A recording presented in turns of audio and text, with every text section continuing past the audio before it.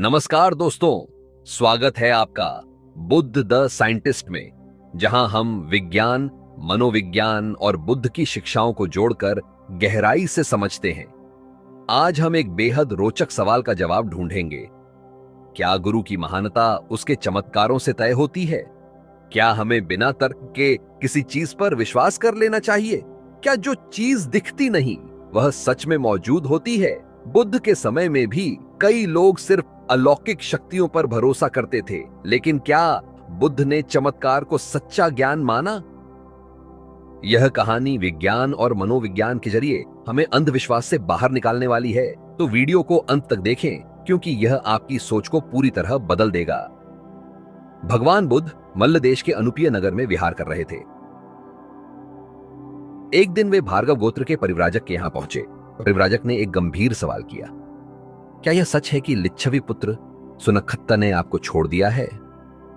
बुद्ध ने मुस्कुराते हुए उत्तर दिया, हां, सुनखत्ता ने कहा था कि मैं आपको छोड़ रहा हूं।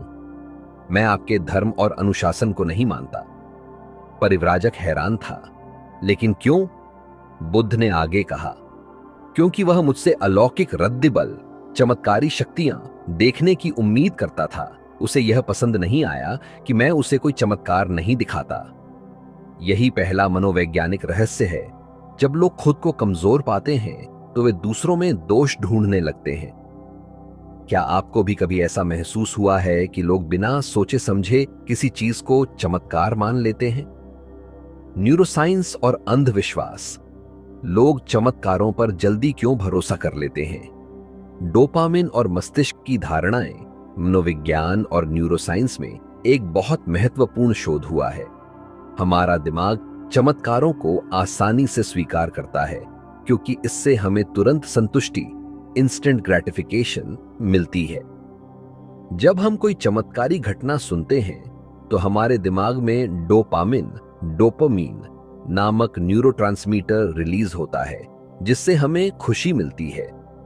यही कारण है कि लोग चमत्कारी बाबाओं, भविष्यवाणियों और अंधविश्वासों की ओर जल्दी आकर्षित हो जाते हैं।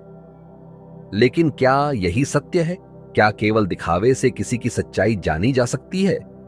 बुद्ध ने इसे 2500 साल पहले ही समझ लिया था।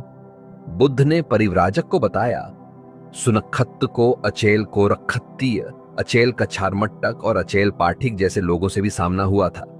मैंने पहले ही भविष्यवाणी कर दी थी कि इन लोगों की बातें एक दिन उसे भ्रमित करेंगी। और वैसा ही हुआ। सुनखत्त को असत्य के पीछे भागने की आदत थी। वह बुद्ध से चमत्कार चाहता था, लेकिन उसने यह नहीं समझा कि सच्चा ज्ञान तर्क और विवेक से आता है, न कि अलौकिक शक्तियों से। अब सोचिए, क्या आज भी बहुत से लोग बिना सोचे समझे किसी बाबा या साधु के पीछे भागते हैं, सिर्फ इसलिए कि वे चमत्कार दिखाते हैं? बुद्ध की शिक्षाएं तर्क और अनुभव पर आधारित थीं, न कि किसी अलौकिक शक्ति पर। क्वांटम फिजिक्स और अवलोकन, ऑब्जर्वेशन का रहस्य, क्या सिर्फ हमारे देखने से चीजें बदल जाती हैं? क्वांटम भौतिकी में ऑब्जर्वर इफेक्ट नामक एक सिद्धांत है।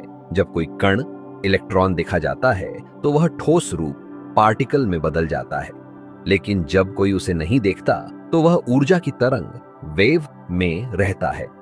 मतलब देखने से ही वास्तविकता बदल जाती है। बुद्ध ने यही बात 2500 साल पहले कही थी।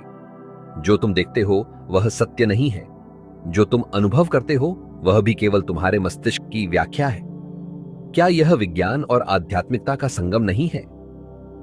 परिव्राजक ने अब बुद्ध से एक और बड़ा सवाल किया, तो फिर यह सृष्टि किसने बनाई? क्या ईश्वर ने इसे रचा?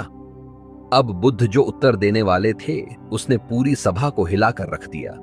क्या सच में कोई ईश्वर सृष्टि का निर्माता है, या यह केवल हमारी कल्पना मात्र है? विज्ञान इस पर क्या कहता है? परिव्राजक अभी तक बुद्ध की बातें समझने की कोशिश कर ही रहा था कि उन्होंने एक और गहरा रहस्य उजागर किया। कुछ लोग मानते हैं कि ब्रह्मा, ईश्वर ने सृष्टि बनाई, लेकिन यह केवल उनकी धारणा है, अनुभव नहीं। बुद्ध ने एक कहानी सुनाई। एक समय जब पूरी दुनिया नष्ट हो गई थी, तब कुछ देवता ऊर्जा रूप अभी भी अस्तित्व में थे। धीरे धीरे जब नया संसार बना तो उनमें से पहला प्राणी नीचे आया और अकेला रहने लगा, लेकिन वह ऊब गया, इसलिए उसने दूसरों के आने की कामना की। कुछ और प्राणी आए और उन्होंने देखा कि वह पहले से वहां है, तो उन्होंने सोचा, यही हमारा निर्माता है। यही से भ्रम की शुरुआत हुई। आज भी यही होता है, जब हम किसी चीज की शुरुआत नहीं देख पाते तो हम एक ईश्वर की कल्पना कर लेते हैं। लेकिन क्या यह वैज्ञानिक दृष्टि से भी सही है? ब्रह्मांड की उत्पत्ति और विज्ञान, क्या कोई ईश्वर है? आधुनिक विज्ञान के अनुसार बिग बैंग से पहले कुछ भी नहीं था, लेकिन क्वांटम फ्लक्चुएशंस के कारण शून्य से ऊर्जा उत्पन्न हुई। इससे बिग बैंग हुआ और ब्रह्मांड का विस्तार शुरू हुआ। कहीं भी किसी ईश्वर की आवश्यकता नहीं है। स्टीफन हॉकिंग ने भी कहा, ब्रह्मांड के निर्माण के लिए किसी ईश्वर की आवश्यकता नहीं है, यह भौतिक नियमों के अनुसार हुआ है। तो क्या बुद्ध ने 2500 साल पहले ही यह बात समझा दी थी? यही कारण है कि लोग ईश्वर को मानते हैं, भले ही कोई ठोस प्रमाण ना हो। यह हमारे दिमाग का एक मानसिक रक्षा तंत्र, साइकोलॉजिकल कोपिंग मैकेनिज्म है।